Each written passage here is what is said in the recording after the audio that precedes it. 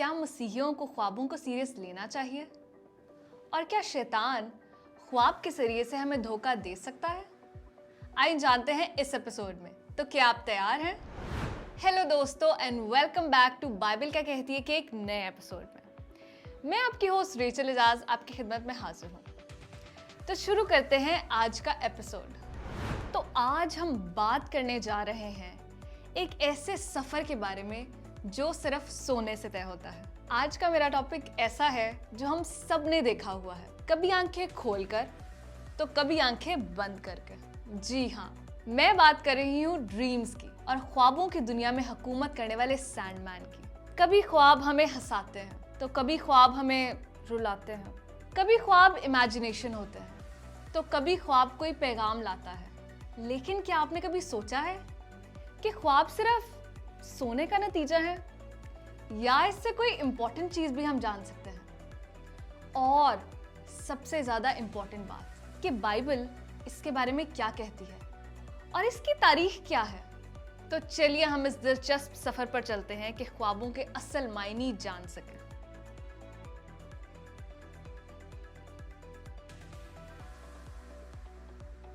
मैं सो नहीं रही थी, मैं सिर्फ मजाक कर रही थी। तो चलिए चलते हैं ख्वाबों के इस दिलचस्प सफर पर। ख्वाबों का जिक्र तारीखी रिकॉर्ड्स में हजारों साल पुराना है। मिस्री लोग इसको आसमानी पैगाम समझते थे और मिस्री फिरौन बादशाह के पास बहुत सारे ऐसे खास लोग हुआ करते थे जो इसका तर्जुमा करते थे। ग्रीक फिलोसोफर एरिस्टोटल इसे कहते थे कि दिमाग में जो हमारे ख्यालात हैं ये उसका रिफ्लेक्शन है, जबकि सिगमंड फ्रॉइड ने कहा कि ख्वाब इंसान के अंदर छुपे जज्बात का इजहार है। लेकिन सिर्फ फिलॉसफी नहीं, मजहब में भी ख्वाबों को बहुत अहमियत दी गई है। बहुत सी सिविलाइजेशंस जैसे कि समेरियंस, मेसोपोटामियंस, बेबीलोनियंस और इजिप्शियंस में ख्वाब और इनके मतलब तारीख से असरअंदाज होते रहे हैं। और इसके साथ साथ ख्वाबों में देखने वाले निशानात का मतलब भी वक्त के साथ साथ बदलता रहा। आज के दौर में मुख्तलिफ सकाफतें भी इसको मुख्तलिफ मतलब के साथ जोड़ती हैं, जिसमें एशियन ममालिक में चांद पर रहने वाली बूढ़ी अम्मा जो चरखा काटते हुए ख्वाब बुनती है।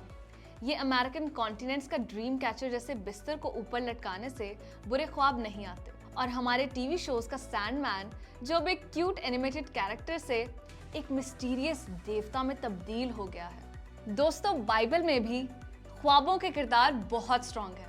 ये सिर्फ ख्वाब नहीं है बल्कि खुदा का पैगाम है। यूसुफ का जिक्र पैदाइश की किताब में आता है। यूसुफ ने ना सिर्फ ख्वाब देखे बल्कि उनको इंटरप्रेट भी किया। यूसुफ ने फिरौन के ख्वाब की ताबीर भी की।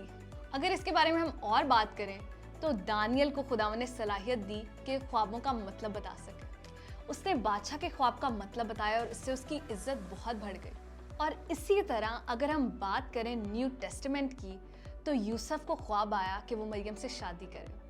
और तो और खुदावंद यीशु मसीह का नाम भी ख्वाब में बताया गया। बाइबल मुकद्दस में अक्सर ख्वाब हमारी गाइडेंस, तसल्ली और वार्निंग के लिए दिए जाते हैं। लेकिन आज भी लोग ख्वाबों को ऐसे ही इग्नोर नहीं करते। कई लोग कहते हैं कि ख्वाबों के जरिए से उन्हें अपने फ्यूचर के लिए गाइडेंस मिलती है। कुछ लोग कहते हैं कि उन्हें डिवाइन वार्निंग मिलती है। और कभी कभी ख्वाब सिर्फ दिमाग का स्ट्रेस भी होते हैं। लेकिन याद रहे, हर ख्वाब पैगाम नहीं होता, इसलिए हमेशा पैगाम को परखना जरूरी है। क्या ये खुदा की तरफ से है या फिर सिर्फ हमारी इंसानी सोच? तारीख, मजहब और साइंस तीनों ने मिलकर इसको समझने की कोशिश की है। लेकिन अगर ख्वाब हमारी गाइडेंस का बाइस बनते हैं तो हमें इन पर अमल करना चाहिए। अगर ये हमारे स्ट्रेस का बाइस बनते हैं तो हमें इन्हें छोड़कर आगे बढ़ जाना चाहिए। सबसे इम्पोर्टेंट बात, अगर कोई ख्वाब खुदा के कानून के मुताबिक हो तो उस पर अमल करो और दुआ करो। लेकिन अगर ना हो तो कंफ्यूज ना हो, रिलैक्स रहो और खुदावंद पर छोड़ दो, क्योंकि हर रात के बाद एक नई सुबह होती है। चलिए दोस्तों, बातें तो बहुत सारी हो गई। अब जानते हैं कि लोगों की इसके बारे में क्या राय है। हाल ही में होने वाले एक सर्वे जो कि American centre of sleep research की जानिब से हुआ, पता चला कि तमाम ख्वाबों में से तकरीबन 40% तशद्दुद की वाज़ेह तस्वीर पेश करते हैं। हमारा जहन दोस्तों एक आइसबर्ग की तरह है जिसका 10 से 20% हिस्सा शऊरी जहन है और तकरीबन 80% हिस्सा लाशऊरी यानी कि अनकॉन्शियस माइंड है। फ्रॉइड के मुताबिक ये अनकॉन्शियस माइंड ही हमारी जिंदगी और हमारे ख्वाबों को कंट्रोल करता है। बड़ी मालूमाती बातें करते हैं लोग। वैसे लोगों ने हमेशा अपने ख्वाबों को एक्सप्लेन करने के लिए कहानियां बनाई हैं, जैसे कि सैंडमैन की कहानी जो रात को आके आंखों में नींद भर देता था, और उसी तरह चांद की कहानी, चांद पर रहने वाली बुढ़िया जो चरखा चलाती थी और उसके बाद लोगों को नींद आ जाती थी। इसी तरह और भी बहुत सारी कहानियां। मगर बाइबल हमें बताती है कि असल सच्चाई सिर्फ और सिर्फ खुदा के पास है और इन कहानियों में नहीं। ऐसे ही सवाल जो आपने मुझे भेजे हैं ख्वाबों के बारे में, और मेरे पास बहुत सारे सवाल हैं, आए हम उनका जवाब जानते हैं भाई इमानुएल से।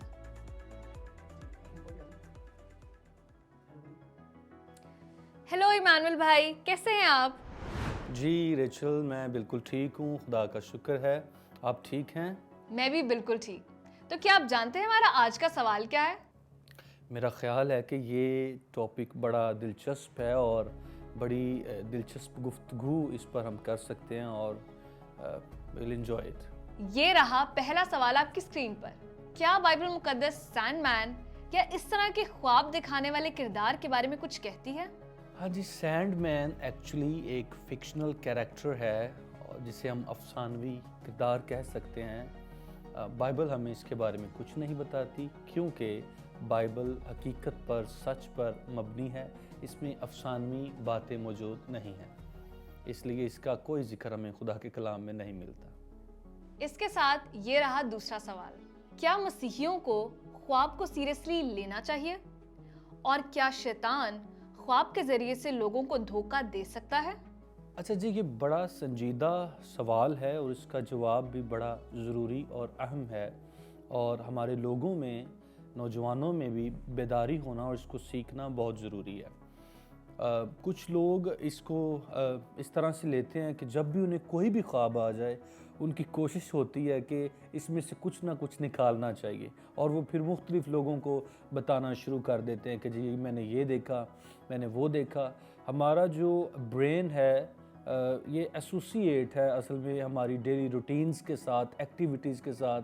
तो बाज़ औक़ात तो सिर्फ वही चीज़ें जो हम करते हैं, सुनते हैं, देखते हैं, हमें नज़र आती हैं। लेकिन चूँकि ख्वाब अहम हैं इस लिहाज से, क्योंकि खुदा ने अपने कलाम करने के तरीक़ों में से एक तरीका ये भी चुना, खुदा ने ख्वाबों के ज़रिए से भी लोगों से कलाम किया। सो ये अहम भी है, और खुदा आज भी ख्वाबों के ज़रिए भी लोगों को आगाही देता है, तंबीह करता है। तो इस लिहाज से हमें इन्हें संजीदा भी लेना चाहिए। लेकिन इससे बेहतर हमारे लिए ये भी रहनुमाई है कि अब चूँकि खुदा का तहरीरी कलाम हमारे पास मुकम्मल सूरत में मौजूद है, और ये सारी नबुव्वतों से, सारी रोयाओं से, सारे ख्वाबों से मोतबर है, और हमें इससे रहनुमाई लेनी चाहिए जिसमें हिकमत मौजूद है।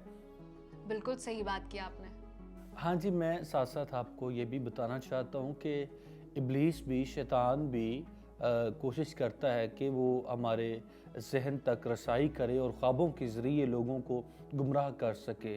तो इस सूरत हाल में हमारे पास जो सबसे बड़ा पैमाना है जांचने के लिए वो खुदा का कलाम है, और हम दुआ कर सकते हैं। और हमें खुदा के कलाम में से पहला यूहन्ना उसका 4 बाब पहली आयत ये सिखाता है कि सब रूहों का यकीन ना करें, बल्कि उन्हें आजमाएं, उन्हें परखें, उनकी सच्चाई को, सदाकत को जानने की कोशिश करें। शैतान तो वाकई हमें वर्गलाता है। ये रहा तीसरा सवाल। क्या हमें ख्वाबों का मतलब जानने की कोशिश करनी चाहिए? क्या ख्वाबों से मुतालिक बाइबल मुकद्दस में कोई दुआ मौजूद है? हमें चंद ख्वाब ऐसे मिलते हैं, जैसे अगर हम गौर करें तो फ़िरौन ने जो ख्वाब देखे और उसे ज़रूरत पड़ी कि वो किसी शख्स से उनका मतलब जान सके, और खुदा ने यूसुफ को इस्तेमाल किया कि वो उसे उन ख्वाबों का मतलब बताए। समटाइम्स कुछ ऐसे ख्वाब हो सकते हैं जिनके लिए हमें ज़रूरत पड़े कि हम खुदा के लोगों से रहनुमाई ले सकें। और इसमें हमें एक और बात का ख्याल रखने की भी ज़रूरत है। हर ख्वाब हर शख्स से बयान नहीं किया जाता और हर वक्त बयान नहीं किया जा सकता। जैसे कि हमारे सामने यूसुफ की मिसाल है।